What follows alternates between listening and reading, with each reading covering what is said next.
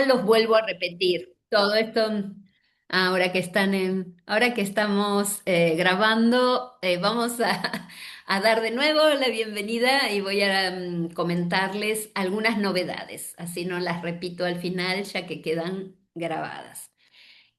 A lo largo del año, la Oficina Regional Andina de Astronomía para el Desarrollo ha organizado una serie de capacitaciones especiales.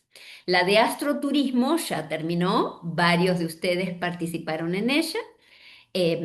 Algunos de ustedes, no todos, presentaron trabajos finales, así que tienen certificación de ese curso. Bueno, fue muy exitoso. Estamos tratando de compilar todos los trabajos y hacer un reporte, un informe para que estén enterados todos y todas de lo que se logró. Creemos que fue muy interesante. Compartieron el tiempo con distintos operadores turísticos, guías de turismo, personas interesadas en el turismo astronómico de toda América, de lengua hispana. Y en octubre de este año será la segunda capacitación organizada por la Oficina Regional Andina de Astronomía para el Desarrollo, un curso sobre caracterización de cielos oscuros. Cómo podemos cuantificar el grado de contaminación lumínica del cielo que nos interese, ya sea porque es un emprendimiento turístico y necesitamos el cielo tan oscuro como sea posible, o porque queremos simplemente caracterizar el cielo de mi ciudad, de mi pueblo o del lugar en donde habito por X motivo. Nuestro objetivo es poder brindar una precertificación en cielos astronómicos. De manera que la capacitación es absolutamente imprescindible para que todos se transformen en voluntarios que midan los cielos, porque uno no puede andar de un lado al otro midiendo el cielo local de cada uno. Entonces, cada uno de ustedes se van a transformar en voluntarios, subiendo datos en un programa de ciencia ciudadana, lo que llamamos ciencia ciudadana, donde todos contribuyen al conocimiento aportando datos. La ciencia ciudadana no es ir a un observatorio, poner el telescopio y mirar por el ocular. No, llamamos ciencia ciudadana aquellas propuestas y proyectos que tienen que ver con adquirir datos que después los usan los científicos profesionales. Ya vamos a hacer una capacitación en ese sentido, que es ciencia ciudadana y todo eso, porque son proyectos bien interesantes. Y en este caso, la propuesta es caracterizar el cielo del lugar de cada uno de ustedes. Y por otro lado, este año también se hace el cuarto workshop de astronomía más allá de los sentidos comunes, así lo llamamos, que es un encuentro de astronomía para la equidad y la inclusión, en donde se pueden presentar proyectos, propuestas, trabajos relacionados con astronomía para todos, astronomía para personas con discapacidad principalmente. El encuentro va a ser en México, presencial, pero los que estén en México, el resto del mundo puede participar virtualmente y se pueden dar las charlas en castellano. Así que el idioma no es un problema. Y finalmente, eso creo que no les dije los días, el workshop de astronomía para la igualdad y la inclusión es 30 de noviembre, 1 de diciembre. Hay que preinscribirse. Después les voy a pasar el enlace por WhatsApp a la página web del workshop. No se asusten, está en inglés, pero es simplemente porque así para que lo vea más gente y lo lea más gente. Ustedes solamente preocúpense de si quieren participar, de completar la inscripción, que es gratuita. Y por otro lado, ya les queremos adelantar la actividad que va a iniciarse con el workshop similar al que tuvo lugar en Colombia el año pasado, la astronomía en los Andes, que es la reunión bianual o trianual, de acuerdo a las posibilidades que uno tenga, de la Oficina Regional Andina de Astronomía para el Desarrollo, que este año, oh, perdón, en la próxima reunión, la pasada fue en Pasto, en Colombia, y muchos de ustedes participaron virtualmente, y la próxima va a ser, ya sabemos los días, el lugar y todo, va a ser los días 4 y 5 de febrero de febrero de 2027 en la ciudad de Mar del Plata, porque el 6 de febrero es el eclipse anular de Sol que se va a ver en toda la costa atlántica de la provincia de Buenos Aires y parte de Chubut, inclusive va a cruzar toda la provincia de Chubut para los que quieran irse a la Patagonia, pero nosotros vamos a hacer base en Mar del Plata. Y allí se va a desarrollar el Congreso Astronomía en los Andes previo al eclipse. La conclusión, el corolario, el cierre va a ser el día del eclipse, que es sábado. Y lo vamos a hacer en la Universidad de Mar del Plata, con la cual ya estamos en tratativas. También va a ser de inscripción gratuita, por supuesto, y ya los estoy invitando para que empiecen a pensar en las contribuciones que pueden hacer. Entonces, hay bastantes actividades una tras de la otra a lo largo del año.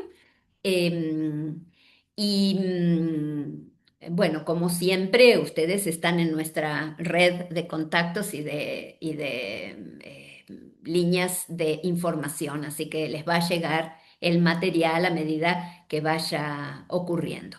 Lo que les voy a compartir ahora, tan pronto como cerremos este encuentro, son los enlaces para que vean las páginas web, principalmente de la reunión regional latinoamericana y del workshop de astronomía para la inclusión, que son las cosas que van a ocurrir internacionales en el transcurso del año. Y después agenden octubre, todavía estamos ajustando las fechas, pero va a ser un workshop, el de caracterización de cielos oscuros, parecido, un poco más corto, creemos, que el de astroturismo. También virtual, con inscripción, sin costo alguno. Oh, Bueno, Beatriz, un ratito. Estaría bueno que las personas que no estén en el grupo que tenemos de chat con Beatriz, pasa toda esta información, que nos pongan en el chat de ahora de la clase para que nosotros los incluyamos. Necesitamos ¿sí? Entonces que pongan sus nombres, sus apellidos y sus números de teléfono para que nosotros podamos agregarlos al grupo. ¿Te parece, Beatriz? sí, completamente, los vamos agregando y bueno, hay gente que se está borrando, pero la verdad es que no llega tanta información como para decir estoy saturada, este grupo me cansó. Mandamos la información básica, tampoco son grupos en donde andemos planteando nuestros problemas personales, ¿eh? Son simplemente información astronómica de eventos, de encuentros, a veces de, bueno, sucesos astronómicos para que no nos olvidemos. Recordemos que las efemérides astronómicas siempre son importantes. Por ejemplo, hoy celebramos el día en que la primera mujer orbitó la Tierra, Valentina Tereshkova, un 16 de junio de 1963, dio 48 vueltas a la Tierra, completó 48 órbitas, estuvo 3 días en el espacio en solitario, nada de equipo o cosa por el estilo, no, ella solita allí en el espacio. Sabemos que abrió la puerta para la participación de la mujer en astronáutica y también sabemos, porque esta semana nos enteramos de la tripulación del Artemis 3, que damos un paso para adelante y 10 pasos para atrás las mujeres, porque fue todo un suceso con Cristina Koch como astronauta tripulante del Artemis 2.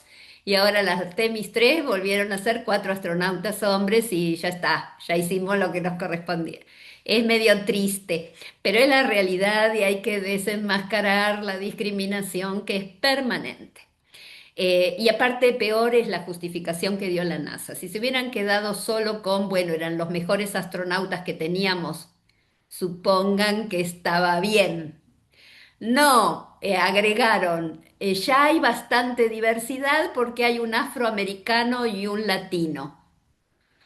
Una ridiculez absoluta, para que vean en qué mundo estamos viviendo, ¿no? Es decir, tras que nos consideran una minoría, cosa que es falsa, nos reemplazan con casi, bueno, con que haya diversidad de razas alcanza. Pero es tonto porque la raza ya sabemos que es una construcción cultural, el ADN es igual para todos, ¿eh? Así que, bueno, Valentina Tereshkova es la que recordamos hoy. 48 órbitas a la Tierra, 3 días en el espacio solita en 1963. Así que, bueno, esos eventos a veces son lindos tenerlos en mente porque, bueno, cuando uno va a observar la Luna, por ejemplo, en una dinámica de astroturismo y la gente dice, ay, ¿se ve el lugar donde descendió el Apolo 11? Por supuesto que sí, es ahí el Mar de la Tranquilidad.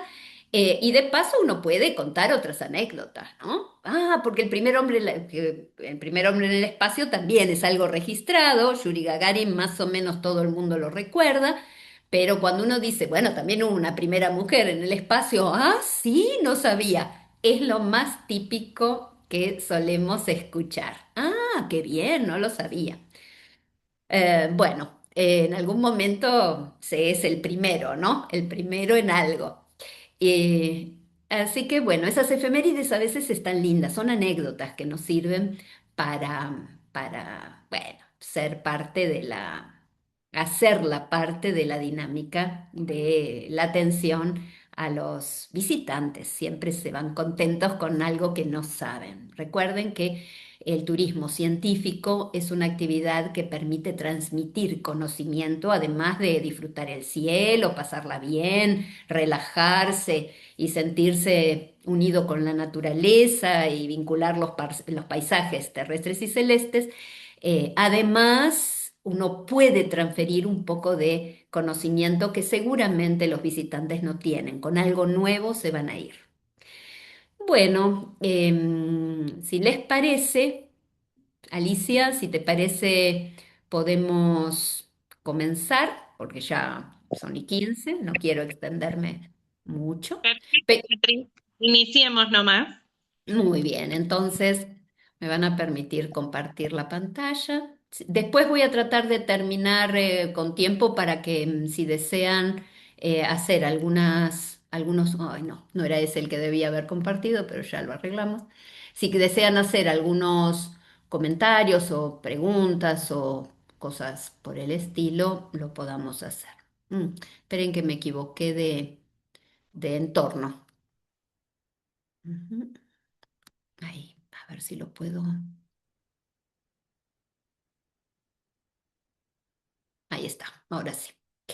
Bueno, recuerden cerrar donde aparecen las personas porque seguramente tenga información en toda la pantalla y si no cierran la lista de las caritas nuestras, se pierdan algo de información. Bueno, hoy vamos a retomar estos encuentros con algunas ideas. Recuerden que la astronomía es vasta, es amplia, tiene una enorme cantidad de temas, pero les voy a mostrar algunos registros de pueblos ancestrales de América del Sur que pueden ser de interés para todos y para todas. Seguramente algunos temas ustedes ya los conozcan.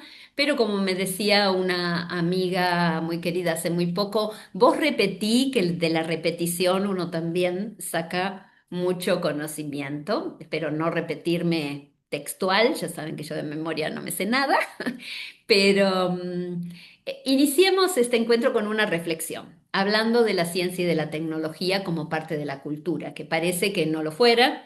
Mucha gente no piensa que la ciencia y la tecnología son parte del entramado social, pero no de la actualidad, sino de todos los pueblos, ¿eh? Una visión situada en la realidad americana, en donde el entramado social fue mucho más fuerte que en otros lugares de la Tierra, nos puede servir para comprender esta premisa. Es decir, cuando uno trabaja integradamente en los paisajes, en general, en el ambiente como un todo, la actividad humana relacionada con la ciencia y la, y la tecnología en general, sea de cualquier época, crea lo que podemos llamar utopías, cosas que parecen que no están en ninguna parte o que pueden ser imposibles, pero que después no son más que parte de la realidad, ¿no? Se enlaza con sueños, con ideales y por supuesto con un deseo de vivir mejor, de tener una sociedad más justa en una nación, en términos globales, soberana. Entonces, Pensemos en la astronomía, perdón, no sé por qué se alto solo. Cuando buscamos o encontramos puntos de contacto entre la ciencia y la tecnología, es lo más normal hablar de la astronomía, de hablar de ciencias naturales no biológicas. Y entre las ciencias naturales no biológicas, la más aceptada es la astronomía. En los últimos tiempos, decir que la astronomía es una ciencia no biológica también es parcial porque ya sabemos que la vida es consecuencia de la evolución del universo, de manera que como las biológicas, las ciencias biológicas están relacionadas con lo vivo, bueno, la astronomía tiene enormes puntos de contacto, pero al hablar del conocimiento ancestral de los pueblos en nuestro continente, también sabemos que ese conocimiento tiene un poder enorme para modificar la vida, para transformar aquello que llamamos cotidiano y, por supuesto, para intentar responder preguntas que son trascendentes, tienen que ver con el origen mismo del ser humano. Y cuando nos dedicamos a hablar del universo, que es el tema de estudio de la naturaleza, y nos preguntamos sobre el origen, evolución y escenarios de fin del universo, las preguntas que están detrás y que queremos responder están siempre relacionadas con la vida. ¿Por qué estamos acá? ¿Cuál es el fin de nuestra existencia? ¿De dónde venimos y hacia dónde vamos? Son preguntas antiguas, son preguntas ancestrales, están en la mente humana desde nuestro nacimiento y conforman algo así como visiones. Visiones que tienen que ver con nuestro entorno cotidiano, el ambiente que podemos percibir y con aquello que los pueblos, principalmente americanos, llamaron el espacio expandido, el cielo, el mundo superior, si se quiere, allí donde están las estrellas, pero además hay más cosas. Y me van a permitir que les muestre, solo a modo de introducción y para comparación, dos visiones de pueblos que conocemos bien. Uno es el pueblo egipcio y otros son algunos pueblos andinos. Entre los egipcios, el cielo y la tierra estaban separados. Eso hay que tenerlo claro. En cambio, en los pueblos andinos, la tierra estaba en el cielo y el cielo estaba en la tierra. No eran mundos separados. Son visiones diferentes que permiten definir perfiles humanos diferentes. Cuando hablamos entonces de la visión egipcia, veamos a qué me refiero cuando digo que el cielo y la tierra estaban separados. Bueno, el cielo y la tierra estaban separados por la misma bóveda celeste representada en el cuerpo de la diosa Nut, que vemos aquí en este papiro del siglo no sé cuánto.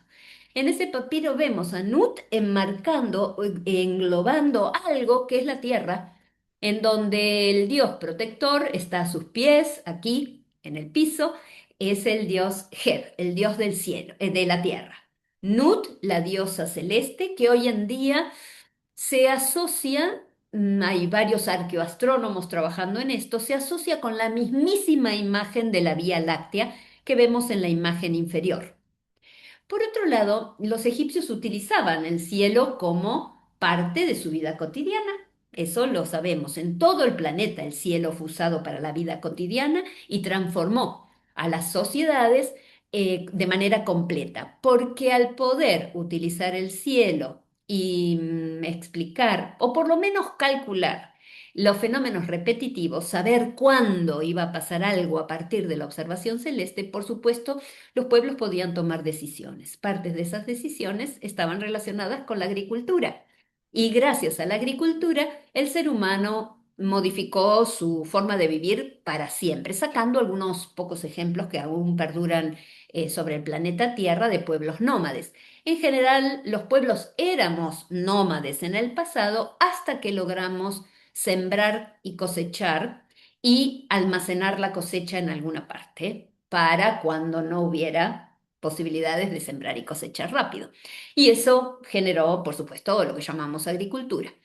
En Egipto ese tema está clarísimo y está asociado con una estrella, la estrella más brillante del cielo a simple vista, sin uso de telescopios, que es Sirio, la estrella más brillante de una constelación que conocemos como el Can Mayor en nuestra época Esta estrella Sirio tuvo varios nombres en el pasado, se la conocía como Sopdet en Egipto, como Sotis se la conoció luego en Grecia. El nombre fue derivando, deformándose a Sirio, pero siempre estuvo relacionada con el alma de la diosa Isis, la diosa de la fertilidad. Cuando Sirio aparecía por primera vez en el año, en el amanecer de Sirio, muy poco antes que la salida del sol, cosa que ocurría en el solsticio de junio, en ese momento se anunciaba la llegada del crecimiento del río Nilo. Ese crecimiento derramaba los nutrientes que arrastraba el Nilo en el desierto que era Egipto, y un suelo completamente desértico se transformaba en fértil, listo para la siembra. Quiero mostrarles, o quise mostrarles en esta imagen, a Sirio tal como lo vemos ahora, en esta semana, en la puesta a las 6, a las 7:30 de la tarde aproximadamente, con la conjunción que todos deben haber visto en algún momento de Venus, Júpiter, y ahora se sumó Mercurio, una alineación, conjunción planetaria. Y vemos que Sirio se está poniendo casi en el punto cardinal oeste. Hoy a la mañana salió casi con el sol, un poco antes que el sol, y se está poniendo un poco después que el sol. Lo podemos ver tal como lo veían los egipcios, dado vuelta, por supuesto. Recuerden que Egipto está en el norte o en el hemisferio norte. Por otra parte, los egipcios además utilizaban el cielo, además del culto y la agricultura, para la arquitectura, que estaba relacionada con el culto, finalmente, y la evidencia más importante de este uso del cielo en su arquitectura vinculada con el culto son las pirámides, que son mausoleos. En el centro o en el corazón de las pirámides estaba la sala en donde se ubicaba el sarcófago, la cámara del rey, y hay pasadizos, hay canales, hay lugares, conductos de las pirámides que están orientados con direcciones muy específicas para poder observar constelaciones muy específicas en determinados momentos del año. De hecho, muchos de estos conductos están orientados al norte, y en el norte, muy cerca del polo norte celeste, en donde las estrellas están siempre sobre el horizonte, porque esas estrellas que nunca se ponen, que están siempre sobre el horizonte, están siempre en el cielo, las circumpolares norte, se consideraban las estrellas que nunca morían, y eran las que ayudaban al faraón a llegar a ese mundo separado del mundo terrenal, que es el mundo de los muertos. En el caso inca, la visión inca es expandida. El cielo no es un límite, el cielo no tiene una bóveda, el cielo no contiene una deidad que separa a los vivos de los muertos. El cielo, o la concepción de ese mundo superior, es la concepción de un mundo expandido. Es grande, se extiende más allá de la tierra, y en el cielo, por supuesto, y como todas las culturas, también están todas las tradiciones astronómicas de muchas culturas aborígenes, pero resulta que en la Vía Láctea la mayor parte de los pueblos americanos veían este río, un río celestial, y en ese río identificaban zonas oscuras, que no son materia oscura, sino que es polvo, material que impide que veamos las estrellas que están del otro lado, que son nebulosas oscuras, con las formas de animales. Aquí vemos una imagen y un esquema que están ambos en el Museo del Coricancha en Cusco, y que podemos ver un poquito más detalladamente en la imagen que sigue. En la parte superior, el Hatunmayú, el río del cielo, en torno del solsticio, no ya de junio, sino de diciembre, cuando la Vía Láctea tiene o forma una especie de arco que empieza en el punto cardinal sur, este-sureste y se pone en el punto cardinal oeste-suroeste, que son los puntos de salida y puesta del Sol en el solsticio. Y en esos puntos vemos a la Vía Láctea entrando y saliendo del horizonte. Esta imagen que vemos acá es una reconstrucción que le debemos a Gary Urton, al que mencioné varias veces. em, Recopilación de relatos de los pobladores actuales. Recordemos, ya vamos a entrar en este tema, que los incas no tenían en principio, y que nosotros hayamos descifrado por el momento, una escritura. En este camino celestial podemos ver la constelación por excelencia, que es la llama celestial. Acá está la llama hembra, la uña llama amamantándose a sus pies. Cerca de la Cruz del Sur, que no es una cruz, enseguida lo vamos a ver, la constelación de la perdiz. También cerca de la cruz, la del sapo y la de la serpiente. Y más allá de la uña llama, la constelación del zorro y del pastor. Estas constelaciones oscuras de los incas solo son visibles si yo tengo un cielo oscuro, si no, es muy poco probable que las llegue a distinguir. Y para distinguirlas tengo que tener un despliegue completo de la Vía Láctea, si no, tampoco las voy a distinguir suficientemente bien, y eso ocurre en general para nuestras latitudes en invierno. Es el momento para observar la Vía Láctea en todo su esplendor y tratar de reconocer estas constelaciones oscuras. Pero los incas también usaban a la astronomía y al espacio expandido, el mundo extendido celestial, para sus construcciones, porque ellos pretendían que se observaran desde el espacio. Y la construcción por excelencia en donde se observa esta característica de el diseño inca es Machu Picchu, porque Machu Picchu es la ciudad dedicada a la deidad del mundo expandido, del cielo, y representa a aquel animal que está asociado con el mismo, que es el cóndor. Aquí vemos claramente su cabeza, sus alas, la cola y el cuerpo. Puse un cóndor con las alas desplegadas abajo para que intenten hacer una comparación. Pero ahora los voy a invitar a que prestemos atención a otros símbolos. Estos, más que símbolos, son evidencias formales del uso de la astronomía en la arquitectura, en la agricultura, en la vida cotidiana, pero pensemos un poquito en los símbolos, en aquellas cosas heredadas también de los pueblos americanos, pero que no están tan claras respecto de, bueno, acá está el diseño de esta ciudad que es un cóndor, y acá vemos a la Vía Láctea y las nubes oscuras, que son los animales vinculados con mi vida cotidiana, como la llama, el sapo, la perdiz. Pensemos en otros registros un poco diferentes. Por ejemplo, el de la Cruz del Sur. Aquí tenemos a la Cruz del Sur, que fue venerada en todo el Tahuantinsuyo, que es el gran reino y las cuatro regiones en las que estaba dividido el territorio inca.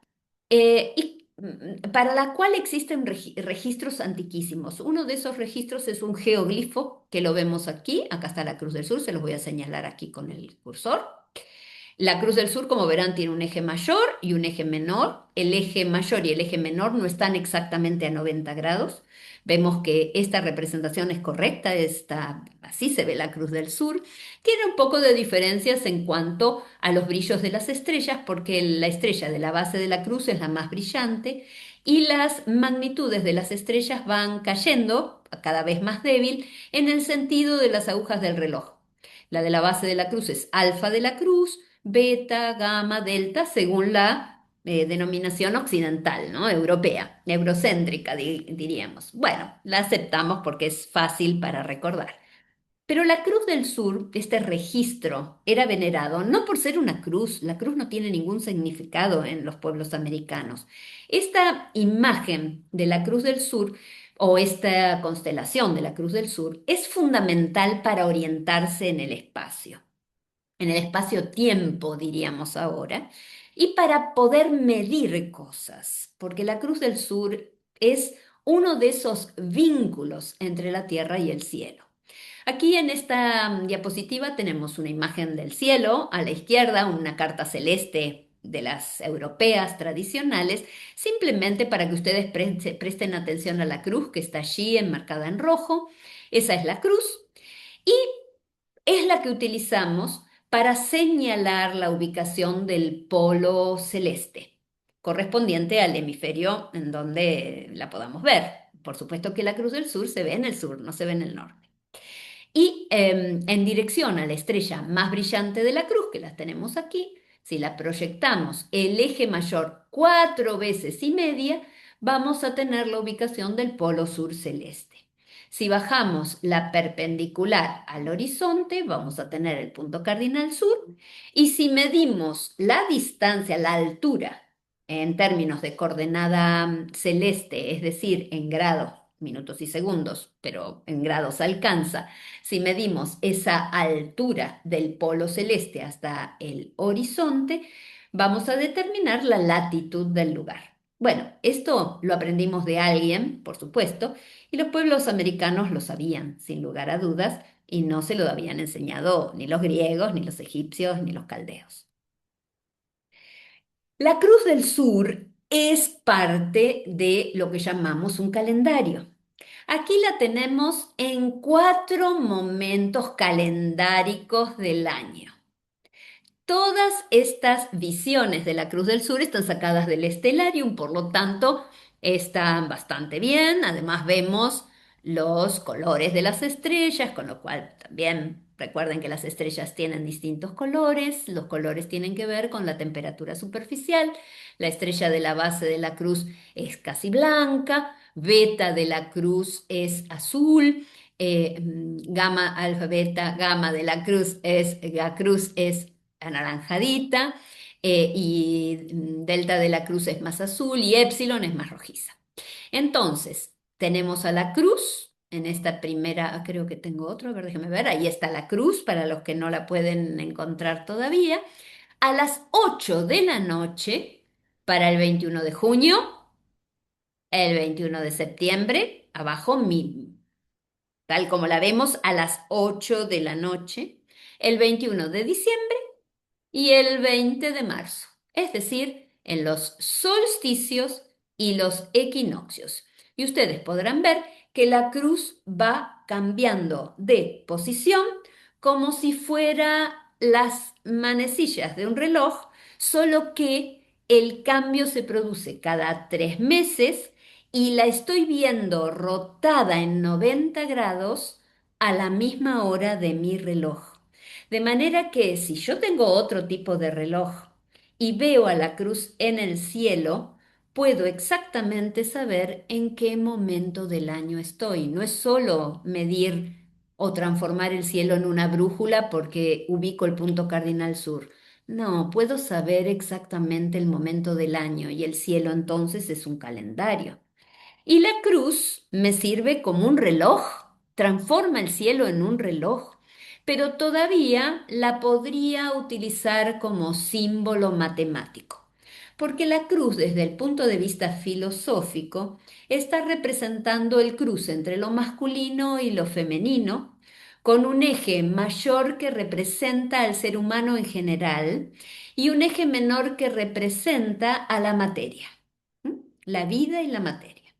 Si yo tomo el eje menor de la cruz y dibujo un cuadrado, la diagonal de ese eje menor de la cruz que forma el cuadrado, la diagonal del cuadrado, mide exactamente el eje mayor de la cruz. No es casualidad que la gente de el Tahuantinsuyo haya advertido que ahí pasaba algo. Ese eje transversal de la cruz es el lado del cuadrado y la diagonal es el eje mayor. De manera que ese eje mayor fue nombrado, en términos del idioma quechua, como el Checalúa, que no es más que lo verdadero, lo sagrado, extraído de la cruz.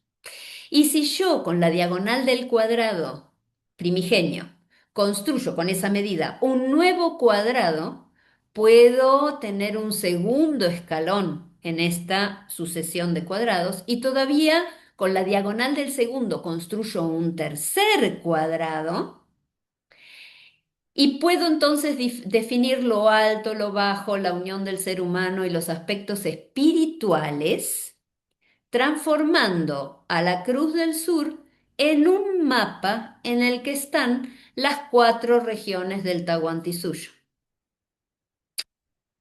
Entonces ya la cruz, nosotros la llamamos Cruz del Sur, deja de ser la cruz. Yo me inspiro en ella, pero le encuentro un sentido matemático para representar el mundo en el que vivo. Miren si el cielo no está en la tierra y la tierra en el cielo. Y todavía, en ese mapa en el que están las cuatro regiones del Tahuantinsuyo representadas, puedo ubicar en las intersecciones de sus partes todos los centros ceremoniales en los que se celebran rituales específicos, con un centro que está aquí, que se encuentra en Tiahuanacu, en donde encontramos representaciones de la Cruz del Sur, que ya vamos a dejar de llamar Cruz del Sur porque se llama Chacana, recordando ese vínculo entre el cielo y la tierra. Y respecto de los centros ceremoniales, puedo utilizar la chacana para dibujar una diagonal mayor que no sabemos si estuvo primero que las ciudades o después que las ciudades.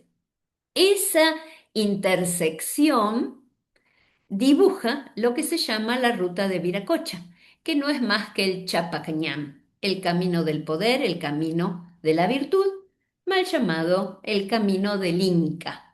El camino del poder o de la virtud es esta diagonal que tenemos aquí en azul, que me une dos extremos de la chacana, en donde están representados el 2 de febrero y el 1 de agosto. El 1 de agosto es el día donde empieza el mes de la Pachamama, como todos sabemos, y verán que en esta cruz, que ya no es más una cruz, sino que es un símbolo matemático en donde se representa como en un mapa las cuatro regiones del Tahuantinsuyo, tengo días específicos, y el día de la Chacana es el 2 de mayo, o está entre el 2 y el 5 de mayo, pero además tengo equinoccios, solsticios y hasta una segunda diagonal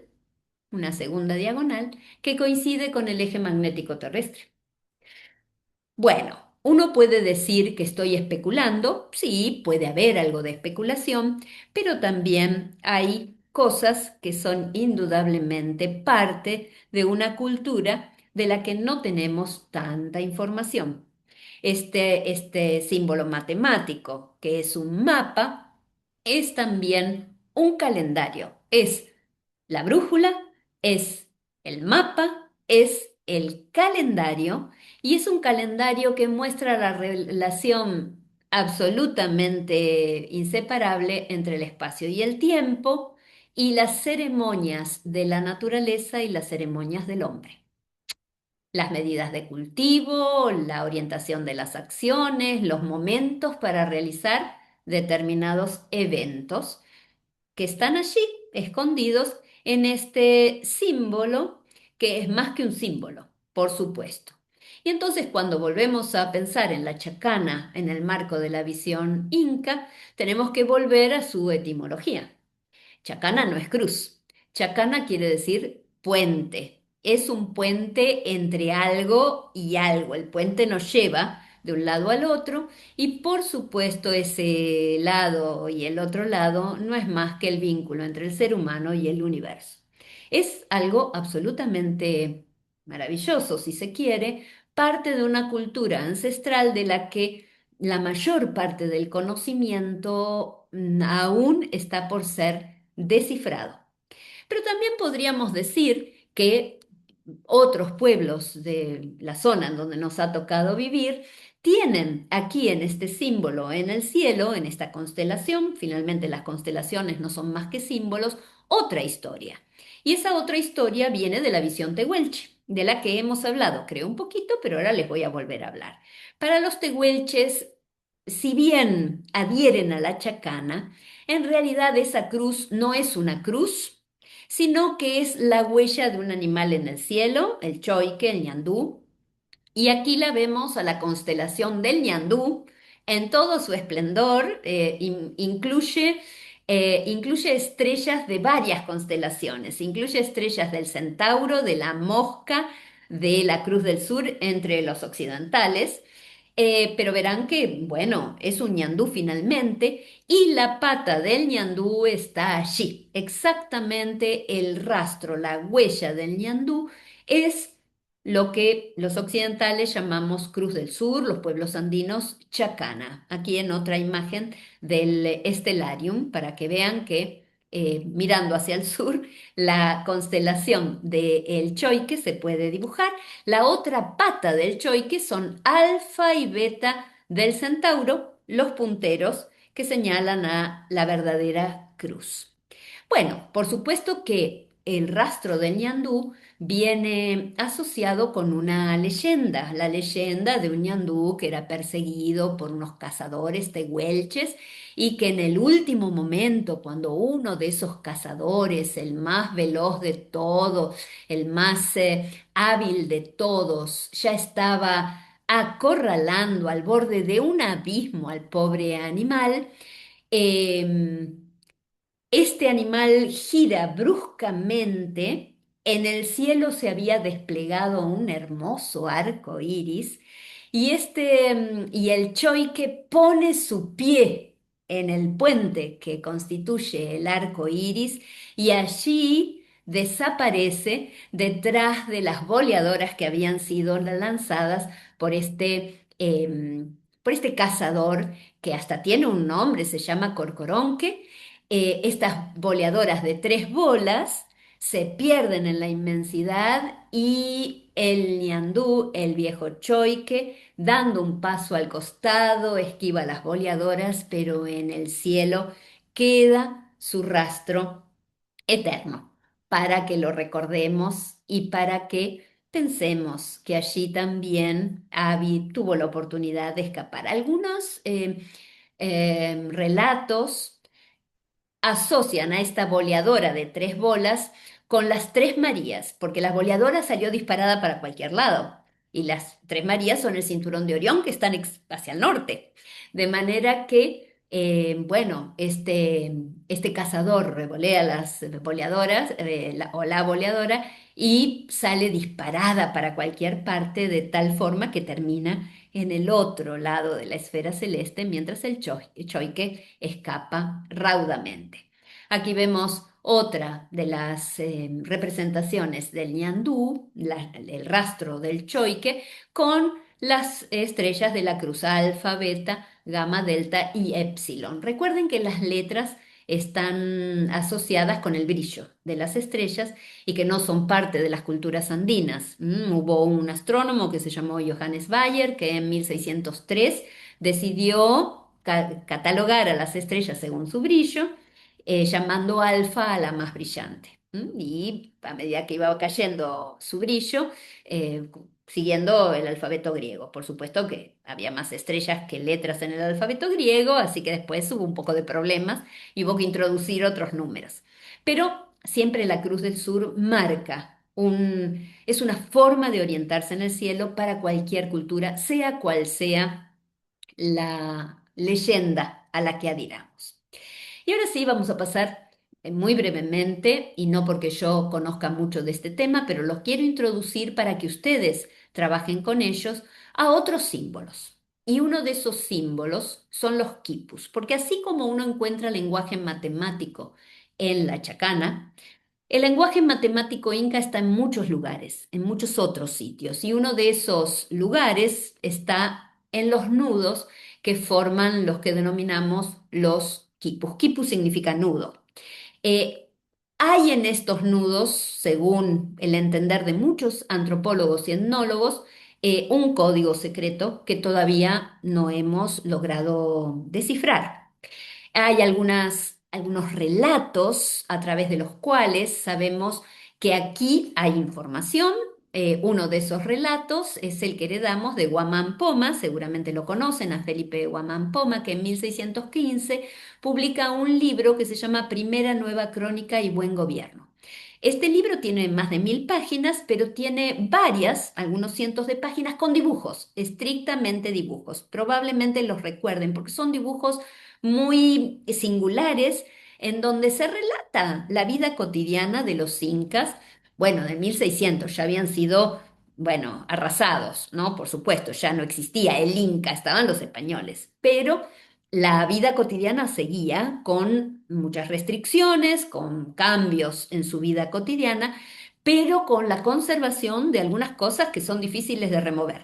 Una de esas era la contabilidad, el sistema de nudos y cordeles que utilizaban para registrar no solamente números, no solamente contabilidad. La contabilidad está descifrada y por eso puse esa imagen aquí en el centro. Verán que el 6 tiene 6 vueltas, el 5 tiene 5 vueltas, el 8 tiene 8 vueltas y después se combinaban estos números para formar cantidades. Se contaba población, se contaban sacos de papas, de maíz y de lo que sea, lo que fuere que se necesitaba comercializar. Pero según el mismo relato de Guamán Poma, en estos nudos había algo más que un sistema de contabilidad. Había información completa sobre cosechas e inclusive relatos históricos. Pero la manera de poder leer, entre comillas, este código era más un arte que una cosa aprendida mecánica, porque además de ir siguiendo los nudos, los relatores de estas historias acompañaban el relato con más información. No era solo ir leyendo los nudos, sino que había más cosas de por medio, porque estos quipus, además de los nudos, tenían distinto largo y distintos colores. Entonces, miren este ejemplo, por ejemplo, este quipu es muy famoso, ¿eh? Es un quipu, el 200 y pico se llama, que tiene información tal que incluye 586 cuerdas en 8 sectores, 10 conjuntos de cuerdas diferentes, 13 niveles de información. 15.024 datos con un significado desconocido en este momento. Los que contaban los relatos, los que iban leyendo estas historias, los que sabían el contenido, eran los que se llamaban los Kipukamayok, eran los relatores. Pero si miramos atentamente, además de los quipus, en este grabado de Guamán Poma había algo más aquí. Estaban los quipus, un quipu donde estaba el relator, el quipu Kamayok, pero aquí había algo más. ¿M? Y ese algo más, además del quipu que incluían los datos de estadística, registro de censos, impuestos, todo tipo de información, inclusive histórica, inclusive se cree que literaria, había otras cosas que usaban los incas que se llaman chupanas. Vemos una imagen aquí de la chupana. Se cree que las chupanas eran una especie de ábacos. Eran lo que reforzaba la escritura. Era como tener el contador y después lo escribo. Lo escribo y cuento. Y estas chupanas estaban organizadas de muy diversas maneras para poder ir llenando esos huecos con piedritas, con cosas que me permitieran contar.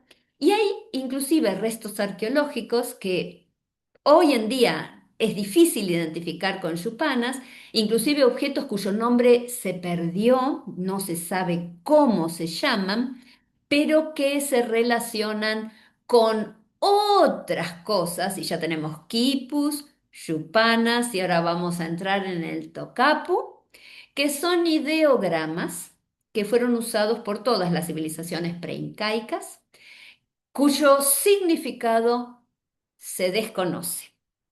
No es solamente imágenes arquetípicas, están hechas con método, están hechas de determinada forma.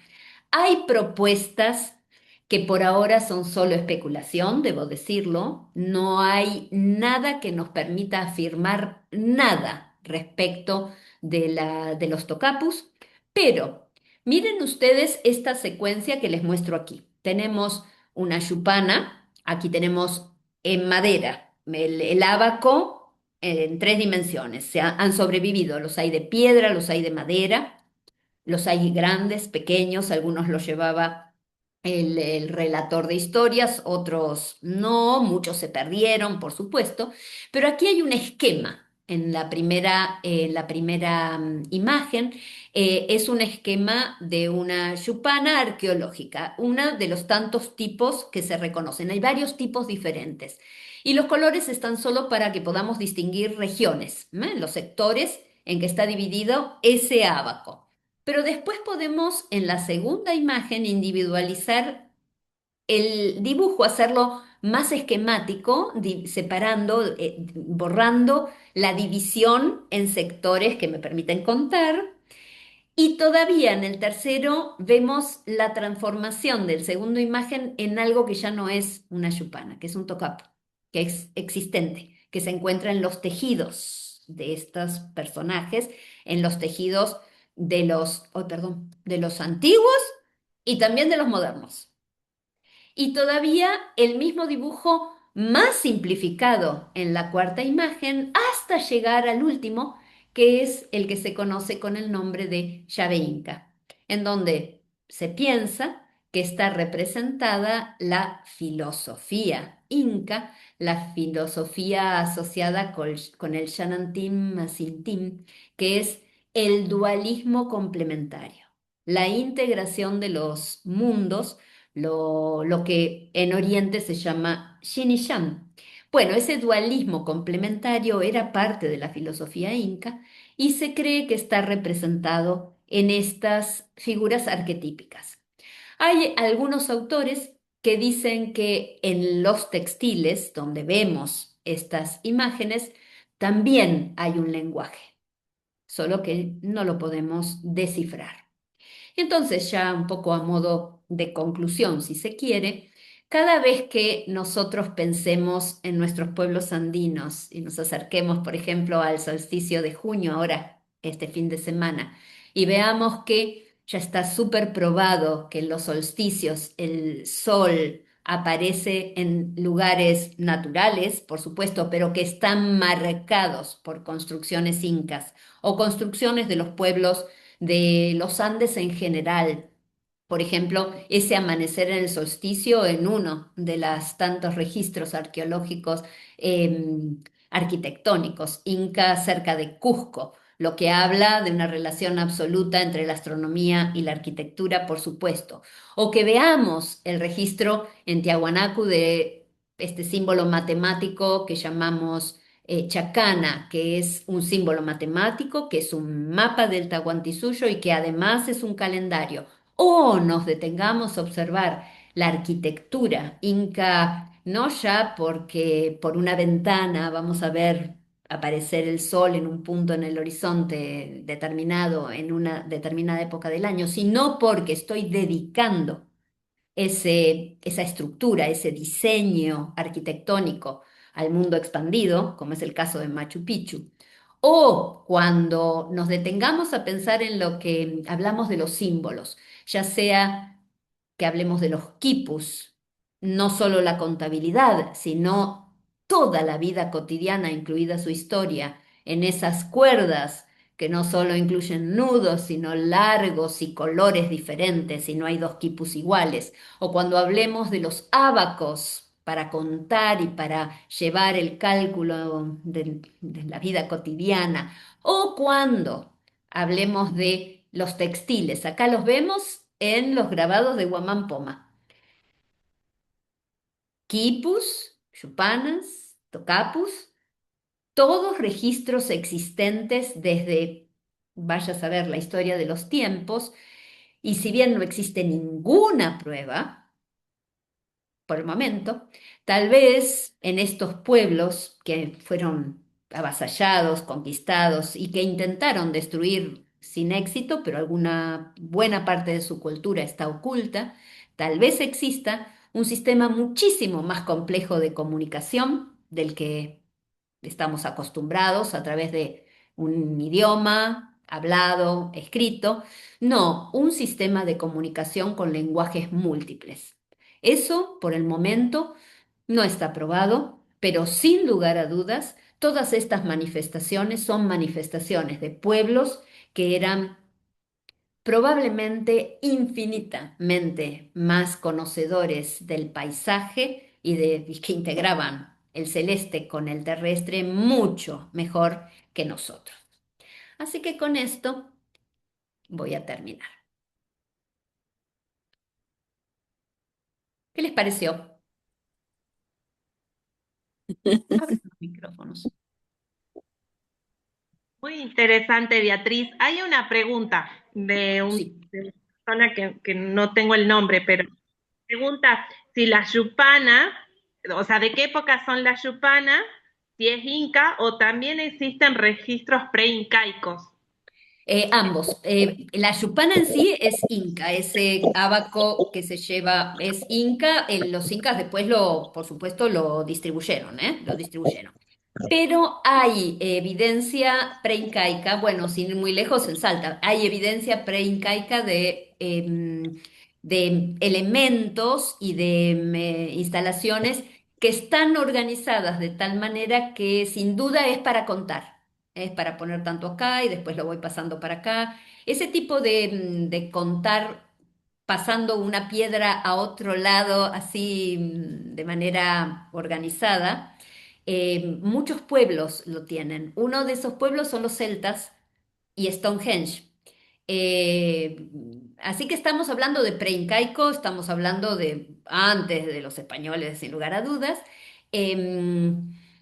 Y para no dejarlos colgados, Stonehenge, esa serie de dólmenes y menhires organizados y piedras que hay por alrededor, bueno, ese ámbito central, bueno, era el ámbito del culto, por supuesto, pero está orientado también para definir posiciones de solsticios y equinoccios, pero en la parte externa hay una serie de marcas, piedras, en una especie de semicírculo. Después busquen la imagen aérea, ahora hay un montón. Esas piedras eran lugares en donde se iban colocando piedras, se iban amontonando y cuando llegaba a cierto número, se pasaba a la otra piedra contando días. Y servía para predecir la producción de eclipses. Es decir, el tema de contar a partir de piedras y de, bueno, lugares especiales es antiquísimo. Lo que pasa es que tener un ábaco, tener una especie de tablero, como el que les mostré, hay varios modelos diferentes, un tablero para contar y saber que sí se usaba, porque Guamán Poma lo relata. Ese es el problema de no tener el lenguaje escrito, ¿no? Uno no sabe exactamente qué es lo que, para qué servía cada cosa. Y el tema de haber arrasado con una cultura al punto tal que los descendientes olvidaron cómo se usaban los elementos. Imagínense si de golpe ahora nos arrasan a nosotros y olvidamos cómo se usa, no sé, el tenedor, el cuchillo, o la calculadora o cosas por el estilo. Ay, había algo, mira, esto parece que tiene números y sirve para contar. ¿Alguien lo sabe usar? No, ni idea.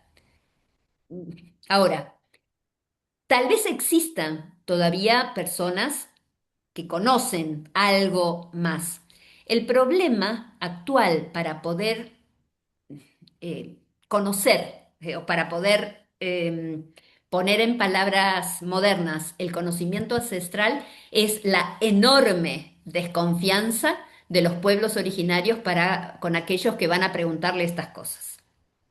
Entonces, tienen que ser ellos mismos los que eventualmente transmitan el conocimiento que tienen si quieren. Y por eso creo que estamos un poco todavía lejos de saber y cada día estamos más lejos porque se va muriendo la gente que tiene el conocimiento. De manera que poder descifrar estas cosas ya está demostrado que es difícil. Tienen supercomputadoras puestas a descifrar los quipus y no lo logran, ¿eh? Hay gente que también puso computadoras a descifrar los tocapus. No, no, no. Y las chupanas. No. No, y se repiten, ¿eh? Es decir, se repiten, no siempre igual. Si uno ve los tejidos antiguos, los más antiguos, bueno, en una colcha o en uno de los mantos que usaban para los ceremoniales, hay cientos de combinaciones y hasta miles de combinaciones. ¿Tiene eso un significado o no lo tiene? No lo sabemos. Por eso mucha gente propone, bueno, allí donde tenemos tantas manifestaciones culturales, bueno, puede que la manera de comunicación fuera múltiple. Inclusive se cree que parte de la comunicación era exclusivamente oral. Entonces, por más que descifremos la parte de registro gráfico, si una parte de la comunicación era exclusivamente oral, ¿qué es posible? ¿Ustedes se imaginan un pueblo en donde hubiera escritura, pero donde la matemática sirviera para también transferir información y además lo textil? Es decir, acá no hay, acá está el arte, la ciencia, la vida cotidiana, está todo en pos de transferir conocimiento. Los occidentales tenemos un pensamiento limitado, Beatriz, limitado. Sí. se me ocurre ahora, ¿no? ¿Las zapachetas pueden llegar a tener alguna vinculación con lo que estás contando? La pacheta principalmente son como marcas, son marcas, ¿eh? Algunos creen que pueden ser lugares que marquen posiciones. En general son marcas asociadas con lugares de culto, de homenaje principalmente a la Pachamama. En la Pacheta uno tiene el lugar, a veces son las cimas más altas, ¿no? Las elevaciones más altas de un terreno, a veces no tanto, pero en general se creen que son marcas del estilo mojones. Pero en esos mojones, que sí, por supuesto, están relacionados con la orientación en el espacio terrestre, en las apachetas hay un homenaje a la Pacha, siempre. Y bueno, son lugares intocables y bueno, por suerte en general los occidentales son respetuosos de esos lugares. Se cree que son puntos de referencia, de ubicación, por supuesto, y siempre están en lugares en donde se domina el paisaje en general. Puede haberlas en otro lugar porque, bueno, conviene desde el punto de vista turístico, etcétera, pero en general la Pacheta está en un lugar en donde se domina el paisaje. Y no tienen que ver con lenguaje, por supuesto, pero sí tienen que ver con el tributo a la tierra. Profe, buenas tardes, soy Azucena. ¿Qué tal, Y yo Azucena? ¿Cómo una estás? vez escuché que también las apachetas representaban o marcaban el límite entre lo que es una región y otra región. Sí, Por ejemplo, es nosotros probable. aquí en La Puna, la pacheta que estaba en Abra de la Cay marcaba que termina el Valle Calchaquí y empieza La Puna, una cosa así, Sí. pero bueno, después en La Puna tenemos un montón de apacheta, entonces Bueno, como que habría que ver, yo no tengo un mapa de distribución de las apachetas. No estaría mal si alguien se tomara el tiempo de hacer ese registro, ver si hay alguna relación. Yo lo ignoro, no sé si alguien lo ha hecho alguna vez, no lo sé. Pero bueno, el inicio de una cosa o el inicio de la otra, la pacheta es un mojón, entonces, bueno, ¿para dónde termina y dónde empieza, no? En todo caso, habría que tener otro punto de referencia para trazar alguna línea, si es que se quieren marcar límites. Yo el tema de los límites lo tomaría con un poco de cuidado porque ustedes saben que en los pueblos andinos el tema del límite no tiene el mismo significado que entre nosotros. No había una provincia, había regiones, ¿eh? El Tahuantinsuyo tenía 4 regiones, pero vieron que estaban relacionadas con el norte, el sur, el este, el oeste. No es que acá llega este pueblito y ahora acá viene otro. Era una enorme área, que podía ser tan grande como uno quisiera, en donde, bueno, se nombraban regiones, pero no límites precisos. Entonces, eso no lo sé. Me parece que no está tan relacionado con la cosmovisión de los pueblos andinos, en donde el territorio era el territorio. Bueno,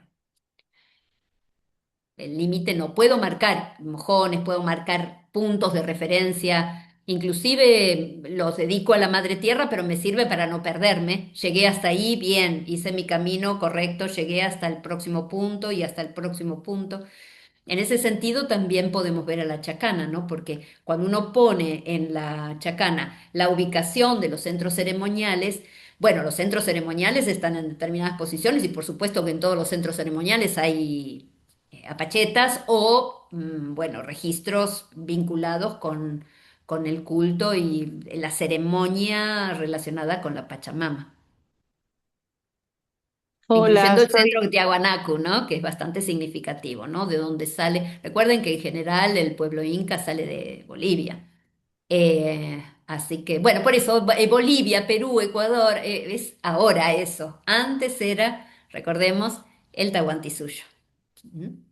hola, profe, soy Vero de Cachi. ¿Qué tal, Vero? ¿Cómo ¿Cómo estás? andás? Bien. Bien, un gusto. No, quería sumar a los compañeros y la compañera que estaban hablando, las veces que yo subí acá al Nevado. Hay una pacheta principal, hay una histórica, en donde, bueno, agradecemos y pedimos permiso al APU para ingresar, y luego uno sigue el camino, y la verdad es que históricamente, puede ser por montañistas, puede ser que hay algunas otras históricas, han dejado como marcas para que nos podamos guiar, ¿no? Para llegar, para superar las cascadas, de las cascadas al pueblo minero, del pueblo minero, y así ir subiendo, ¿no? Hasta la cima. Se van marcando tradicionalmente con las zapachetas. Tal vez lo ha tomado la civilización occidental también para, como una forma de tributo y de eso, ¿no? De información. Sí, sí, sí, es muy posible que muchas de estas apachetas sean súper recientes, ¿no? Por supuesto. Y que tengan un significado más de la vida cotidiana. ¿M?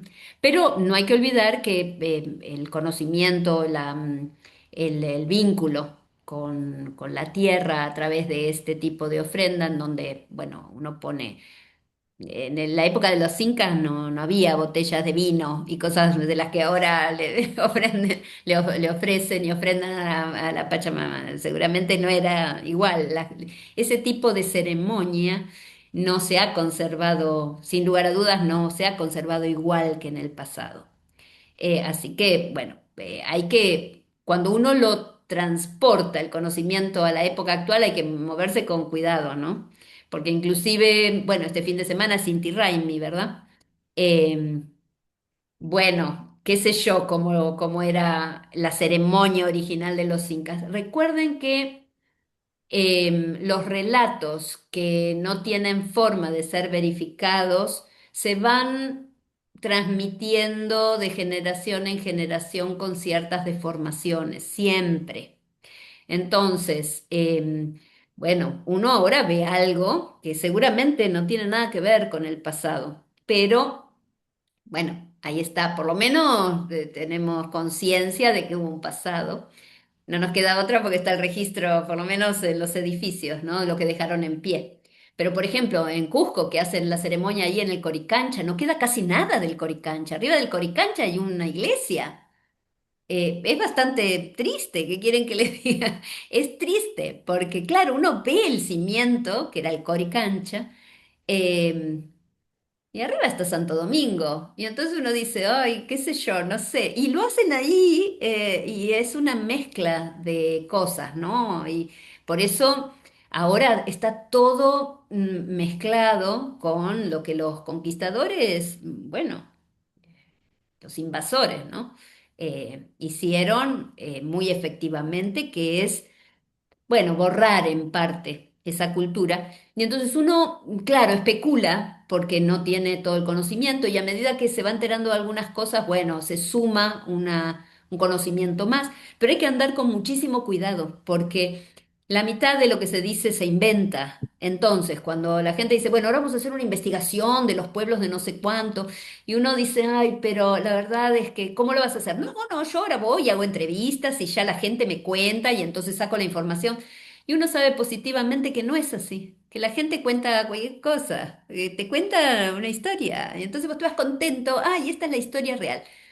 No, No, esa no es la historia real de ninguna manera. Y bueno, y cada vez que te cuentan algo erróneo, y eso erróneo, o eso inventado o modificado, pasa a un artículo que anda por ahí y alguien lo toma y publica un libro, y bueno, adiós, se va todo al diablo.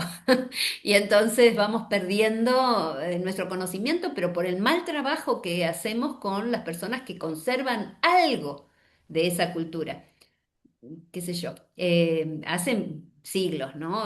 Los pueblos muy golpeados, a menos que sean muy especiales, y aunque lo sean, es difícil recuperar el conocimiento de un pasado remoto en donde uno advierte que el conocimiento era vastísimo, era enorme y que no puede descifrar. Porque cuando tenés jeroglíficos es raro. Pero el jeroglífico es el jeroglífico. Está descifrado porque de alguna manera uno encontró maneras de comparar una cosa escrita con jeroglíficos con otra cosa escrita en español, pónganle. O como la piedra Rosetta, ¿no? Que estaba en arameo, estaba en griego y estaba en jeroglíficos.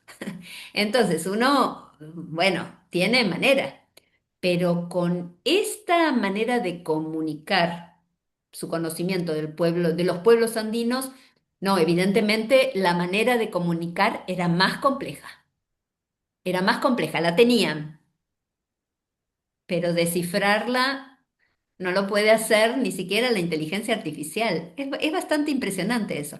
O porque no había nada ahí, pero yo me resisto, ¿eh? Yo me resisto a pensar que no había nada por los relatos de los mismos invasores, que decían que ellos se comunicaban y que se contaban historias y que iban leyendo en el quipu, que era lo que pasaba, y cuando uno le preguntaba, estoy leyendo la historia de mi pueblo de hace 1000 años. Claro, pero después no lo descifró nadie. Así que imagínense lo que hay por saber.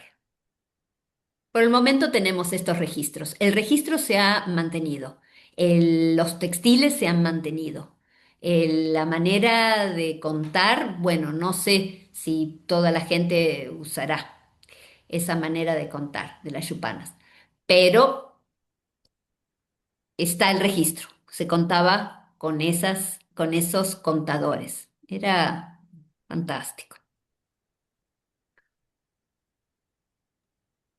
Profe, Beatriz, una consulta. perdón. ¿Qué tanta es la relación entre los quipus y los tambos? Bueno, están relacionados, sí, porque hay denominaciones que van cambiando, pero están relacionados. Ajá. Sí, sí, hay más definiciones y hay más estructuras, ¿eh? Yo solo tomé algunas pocas porque, bueno, porque son las más conocidas probablemente, pero hay más de este material. Yo les he puesto, vieron que tenemos un Drive, no sé si lo saben, pero tenemos un archivo, una carpeta en donde yo voy subiendo material.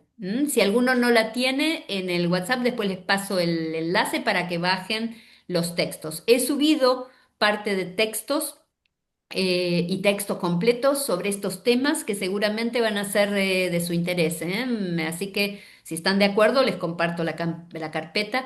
Van a ver que hay cosas sobre los quipus, sobre las chupanas, sobre todo, distintas cosas que me parecieron interesantes y con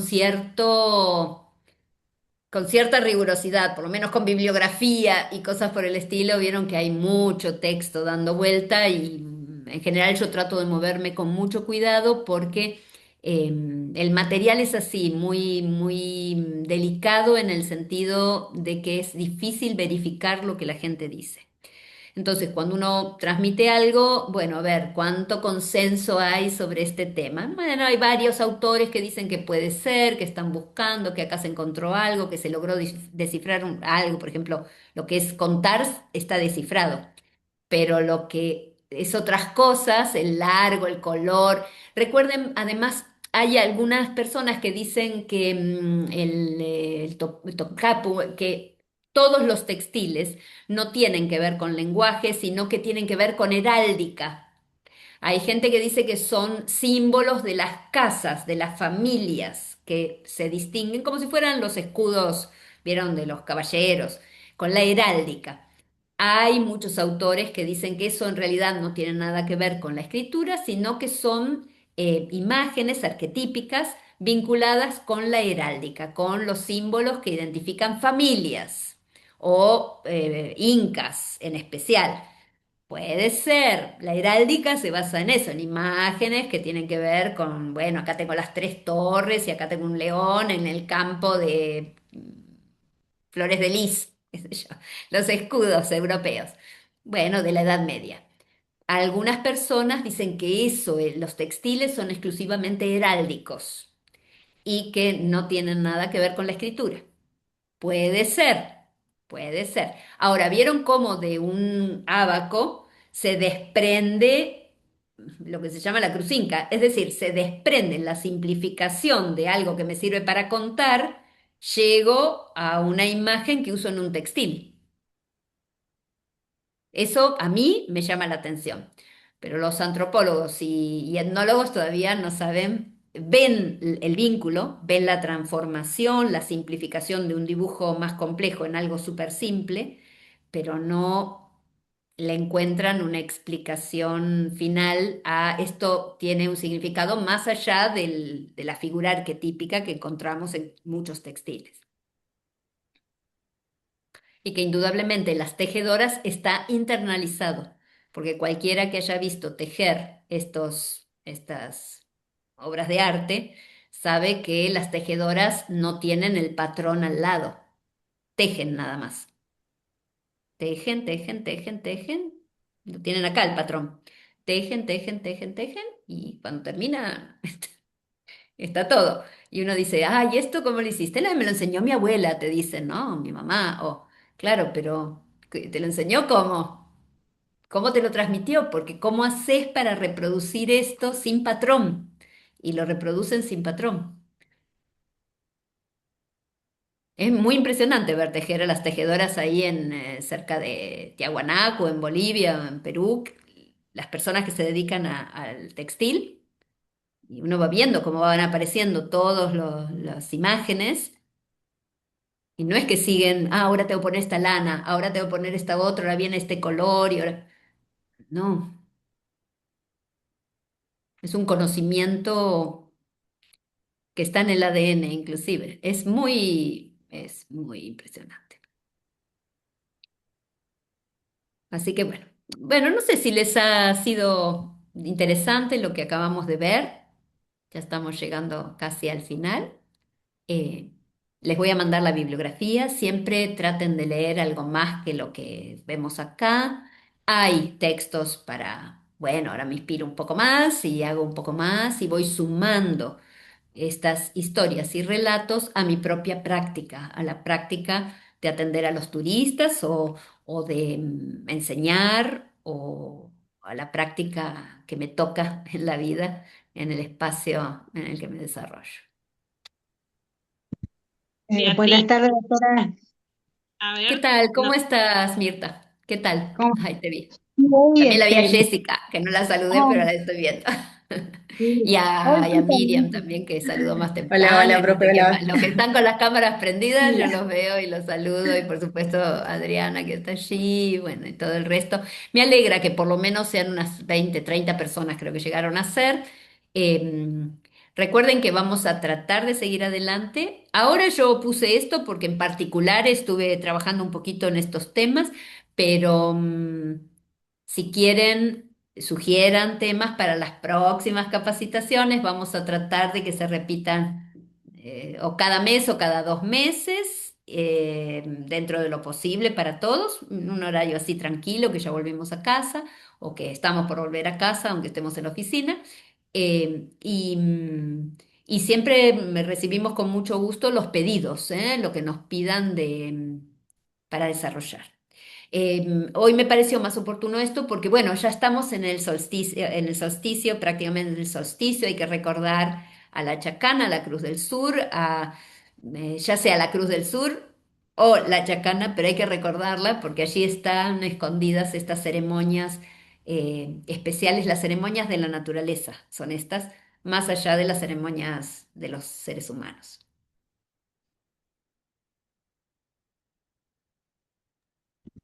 Beatriz, bueno, como siempre, un placer escucharte. Estaríamos horas escuchándote, así que agradecerte nuevamente por tu predisposición de brindar esta capacitación para la gente de Salta, siempre tan amable vos con nosotros. Así que bueno, invitarlo para el 7 de julio, que vamos a estar dictando otra capacitación virtual para que la vayan agendando, va a ser más o menos en el mismo horario de ahora, para que puedan estar. Ya les vamos a estar avisando la temática y bueno, desde el ministerio estamos viendo si podemos traerla de forma presencial a Beatriz en agosto, a ver si nos puede visitar, que sería para nosotros un placer y un honor. Así que bueno, eso como para adelantar. Mientras tanto, igual Beatriz siempre se ofrece a brindar las capacitaciones. Vamos a sumar a la gente que participó hoy de esta capacitación al grupo de WhatsApp para que pueda estar informado de todas las cosas que sube Beatriz con respecto al turismo astronómico. Así que agradecerles a todos por estar presentes hoy en esta capacitación y por supuesto a vos, Beatriz, también. No, es un placer. A mí me encanta, también me sirve para aprender cosas nuevas y, y para mantener al grupo más o menos unido y que de vez en cuando nos vemos y nos encontramos y nos contamos cómo nos va yendo la vida, que está difícil, pero seguimos adelante. ¿Qué vamos a hacer? Eh, Recuerden mandarnos sugerencias, ideas para las próximas, para los próximos encuentros y bueno, y que tengan un feliz solsticio, ¿eh? Este es el inicio del año para muchas culturas, así que bueno, lo único que queda es que empiece a mejorar. Está frío, los días están cortos, etcétera, etcétera. Pero bueno, ahora ya no hay vuelta atrás y empezamos yendo hacia el equinoccio de septiembre, levantando un poco el ánimo. Eh, Perdón, yo quiero dar las gracias porque soy de Bahía Blanca, que me han tenido en ah, cuenta. ajá. Provincia de Buenos Aires. Sí, sí, conozco Bahía Blanca, viví 3 años ahí. Mira. Bueno, Sí, cuando a era todos los joven, estaba en la ah, escuela secundaria, pero viví en ah, Bahía Blanca, me morí bien de frío. ah, Sí, hace un frío tremendo. Pero bueno, me alegró mucho ver a alguien allá de tan lejos. No sé cómo llegaste acá. me lo mandaron y le doy las gracias a la parte de turismo de su Bueno, me plan. encantó, me encantó. Bueno, para vos que sos bahiense, el eclipse del 6 de febrero de 2027 se va a ver en Bahía Blanca, anular. Ujú. Nosotros vamos a tratar de hacer el ruido mayor que podamos, pero no vamos a estar en Bahía. En Bahía Blanca creo que va a haber otra gente, otros astrónomos o astrónomas. Va a haber gente en Montehermoso también y no sé, en Sí. Punta Alta. Pero Bahía Blanca es una de las ciudades por donde el eclipse se va a ver anular. Ah, Así que estén atentos, porque va a haber muchas actividades y en este año vamos a capacitar mucho a la gente por el tema, y todos ustedes, todos los que estamos aquí, tendríamos que hacerlo, porque el eclipse es en verano, no hay actividad escolar en febrero, de manera que el momento en que los docentes transmitan la información a sus alumnos relacionada con cómo observar el eclipse con seguridad, sin estropearse la retina, etcétera, etcétera, es este año en el segundo semestre.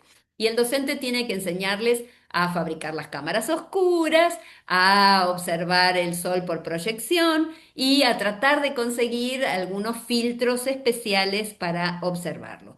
Es un eclipse anular, de manera que el sol se va a ver siempre, se va a ver un anillito chiquitito, pero ese anillito finito igual te rompe la retina, por menos que lo veas. No se puede observar directo, hay que usar filtros. Y principalmente en los lugares donde la gente va a estar más entusiasmada, porque va a ser anular y entonces va a estar entusiasmada, con más razón hay que protegerlos porque van a querer mirar el sol y se van a producir daños irreparables en los ojos de la población. Así que el nosotros docente... tenemos un centro tecnológico que se llama Bahía U, que Ajá. han venido gente de La Plata a dar curso incluso. Ah, sí, bueno, o entonces telescopio.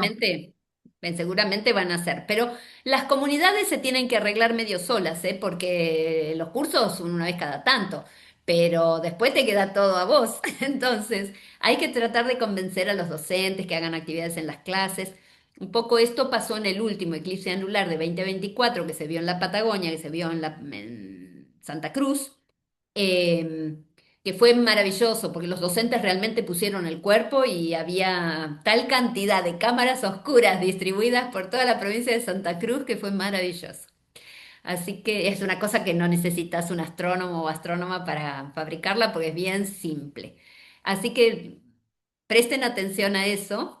Y por supuesto en el resto de la República Argentina, que no sea la costa este de Buenos Aires y la provincia de Chubut, la atraviesa la provincia de Chubut, la anularidad, en el resto de la República va a ser parcial. Pero va a ser un espectáculo también, así que hay que estar bien atentos, eh, desempolvar los filtros que seguramente creo que casi todos tienen en este curso, los anteojos para ver el eclipse, y tratar de conseguir algunos más, convencer a las autoridades que adquieran. Este año no tenemos tantos para distribuir de manera gratuita, así que hay que ver si podemos convencer a los gobiernos, ¿no? Que hagan el esfuerzo en pos de salvar la vista de la población. Pero bueno, es importante saber que allí en Bahía Blanca lo vas a tener en su máximo esplendor. Ojalá no se nuble. Profesora, buenas tardes, un gusto ¿Cómo saludar. estás? ¿Qué tal? Acá, profe, yo voy a hacer el solsticio en un lugar impresionante, en colores, hay un dique y es muy bonito el lugar y necesito, ¿cómo puedo hacer para adquirir esos lentes? Esos lentes No, que... comprarlos no, no los vas a, no los vas a poder. Yo no te di a vos, no les repartí cuando fui a San Carlos. Bonito. Uno. Ay, claro, bueno, pero porque no tengo miles.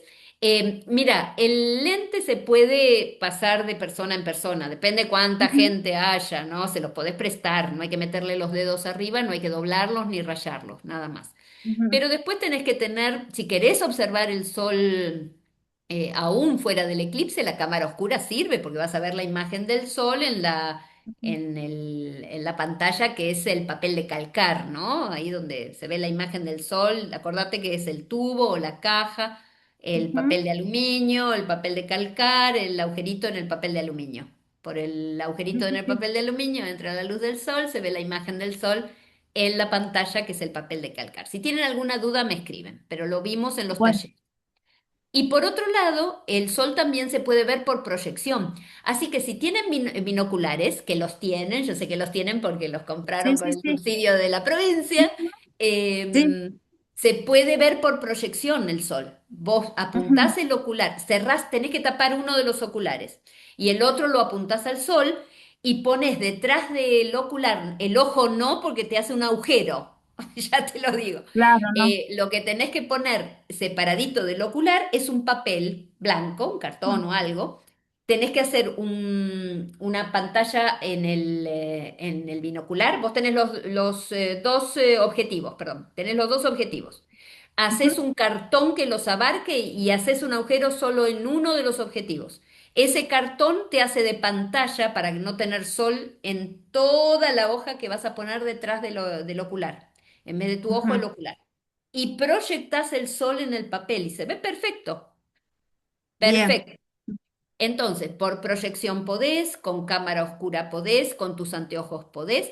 Y te Ujú, recomiendo que pases por la ferretería y ujú, preguntes si tienen los filtros que se usan para la cámara de soldar, pero no puede ser el filtro común, el que te venden con la ujú, máscara de soldar, tiene que ser uno de gradación, tiene unos numeritos, DIN, D-I-N, 14.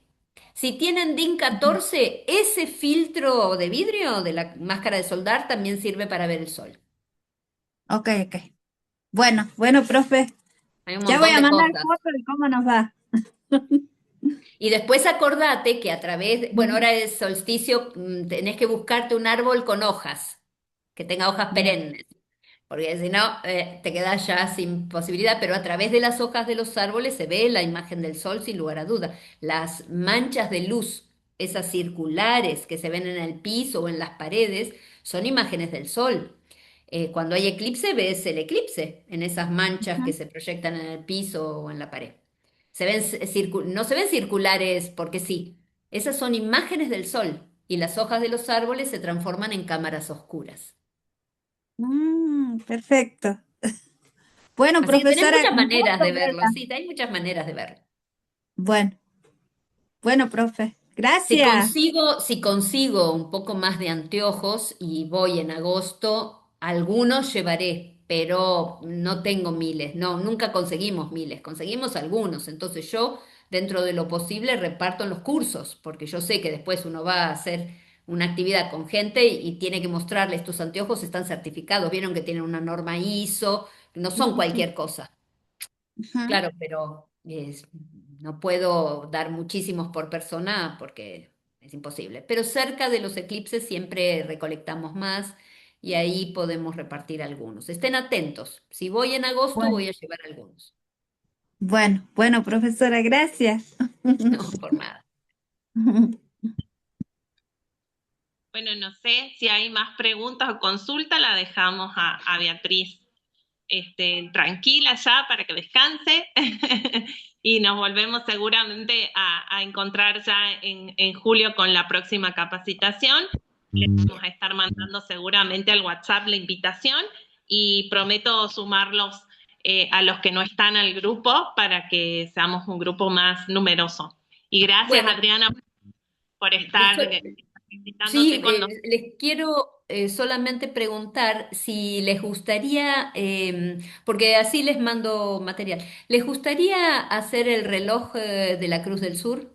El reloj para usar en las actividades. Yo no sé si se los transferí la otra vez, me parece que no. No hicimos el modelo, ¿no? No recortamos, pegamos y armamos, ¿verdad? No, Entonces no, les eso no voy lo a hicimos, mandar, mandalo. ¿cómo? Sí, no lo hicimos, mandalo, mandalo. Bueno, lo que Genial. vamos a hacer es lo siguiente. Yo les voy a mandar la plantilla para que tengan tiempo de pegarla en cartón, porque tiene que ser un poco resistente. Si no, se empieza a doblar y se despega y horrible. Les voy a mandar la plantilla. No es mucho para hacer, ¿eh? Son dos partes. Una base en donde están los meses y la otra donde están las horas. Bueno, es fácil. Pero es una plantilla para que la impriman y la peguen en un cartón y les enseño a usarla la vez que viene. ¿De acuerdo? Sí, Listo, ven, eso está, por lo menos es algo útil y van sumando al maletín del joven astrónomo o astrónoma. Tienen tarea para el hogar entonces. Y les voy a mandar, primero les voy a compartir el material textual de lo que vimos hoy y después les mando las plantillas para que ya las tengan preparadas. Perfecto. Bueno, entonces, muy bien. Muchas gracias, Beatriz. Muchas gracias a todos por estar del otro lado y nos volvemos a encontrar seguramente en julio. Así ¿Sí? es. Que estén Gracias, todos muy gracias. chao, Chao, hasta chao. luego. Mucha suerte. Adiós.